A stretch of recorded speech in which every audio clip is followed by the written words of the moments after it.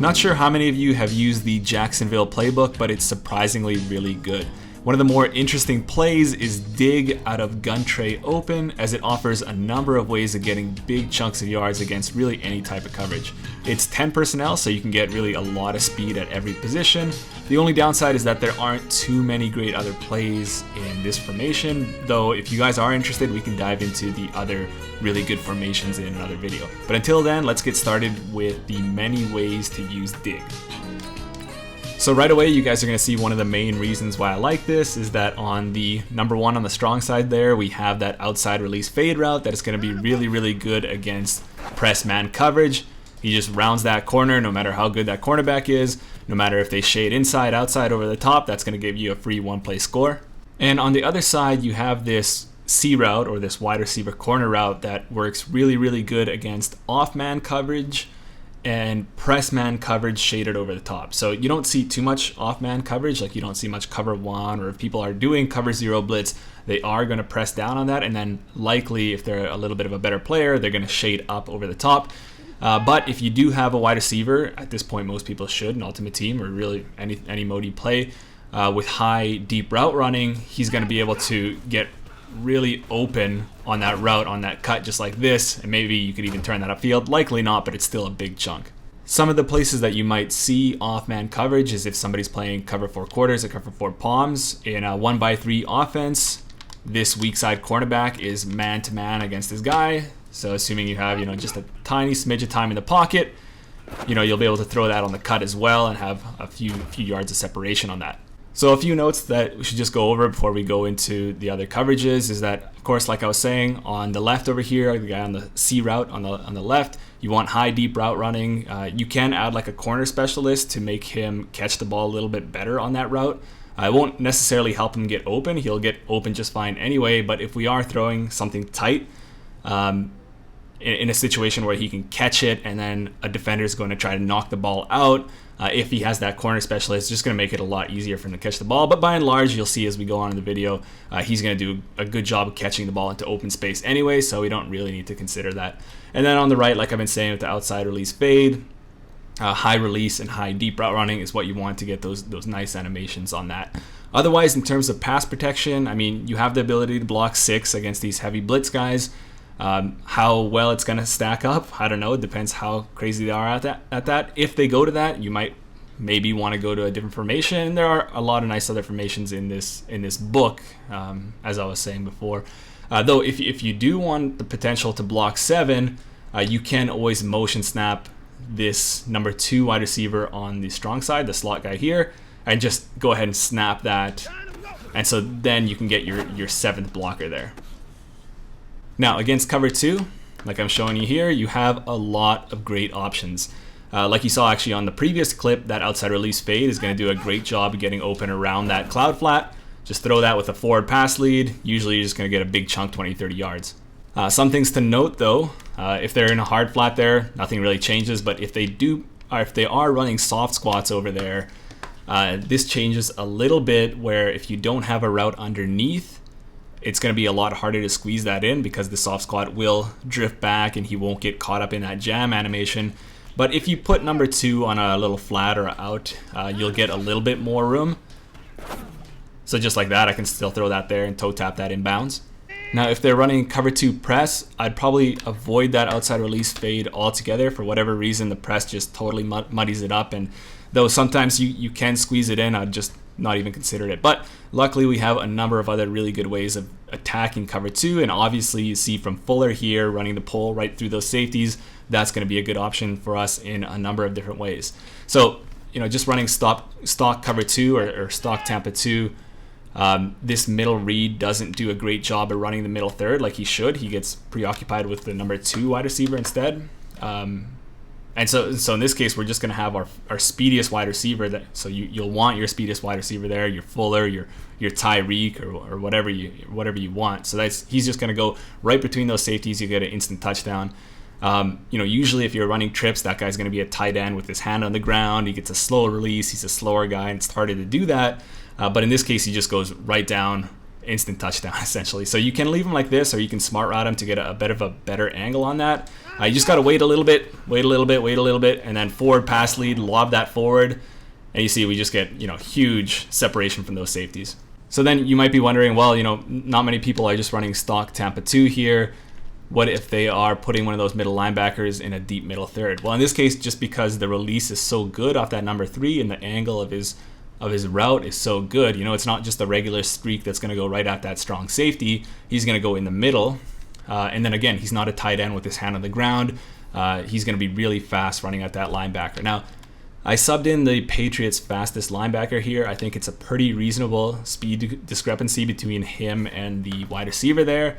Something that you're likely to see in Ultimate Team or whatever you're playing. So even if he's in a deep middle third, again, I put him in a deep middle third here, I can beat him over the top.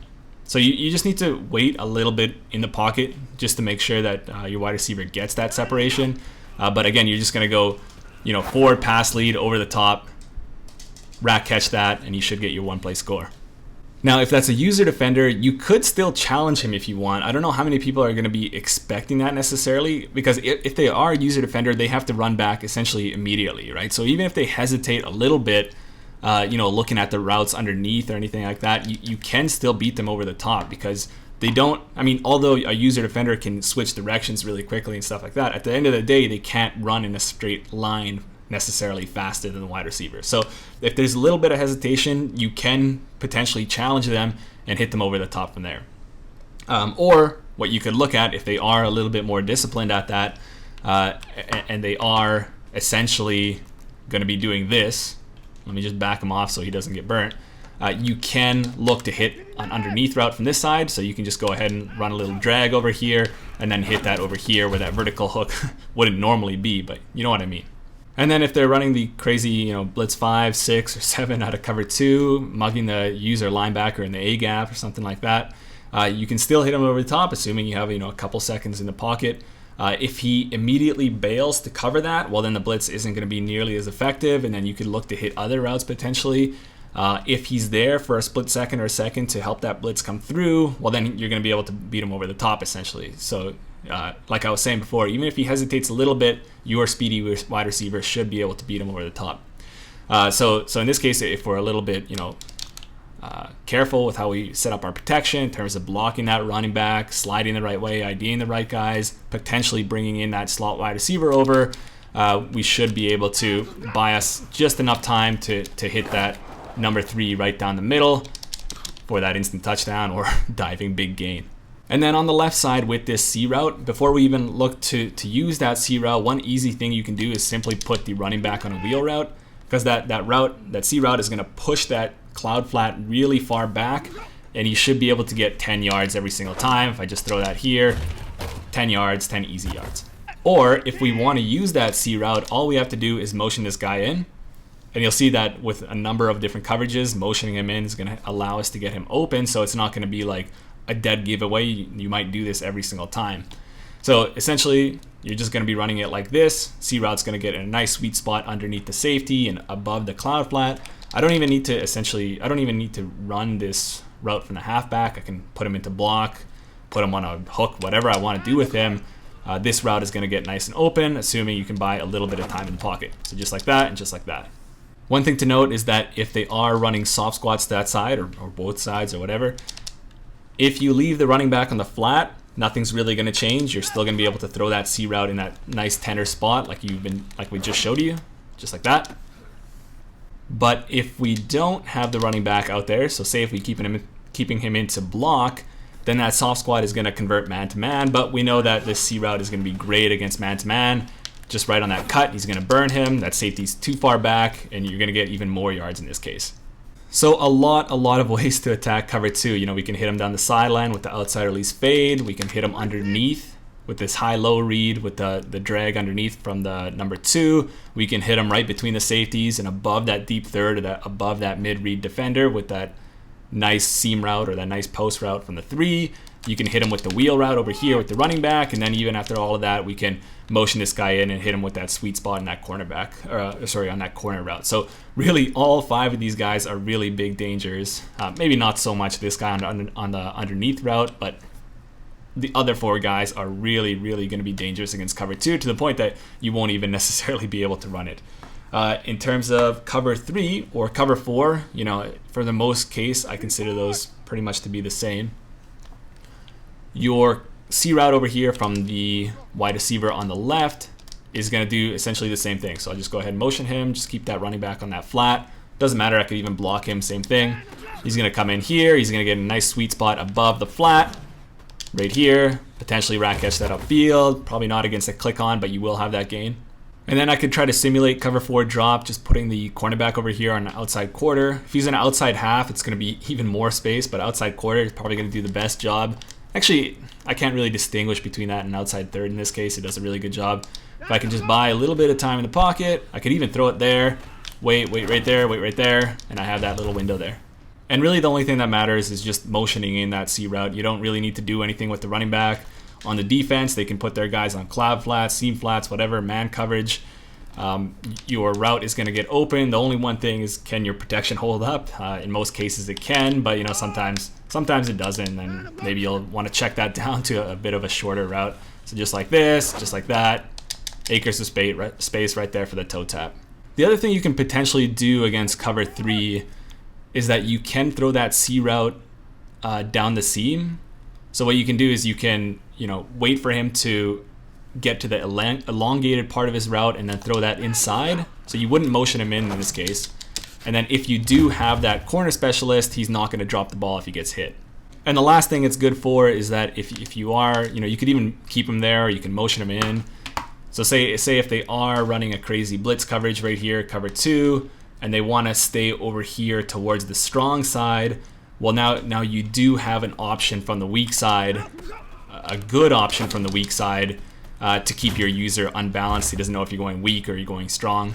So this is really one of the few plays out of a trips look that has great options to the left and great options to the right. Now, admittedly, against cover 3 and a cover 4 drop, the options to the right aren't really fantastic.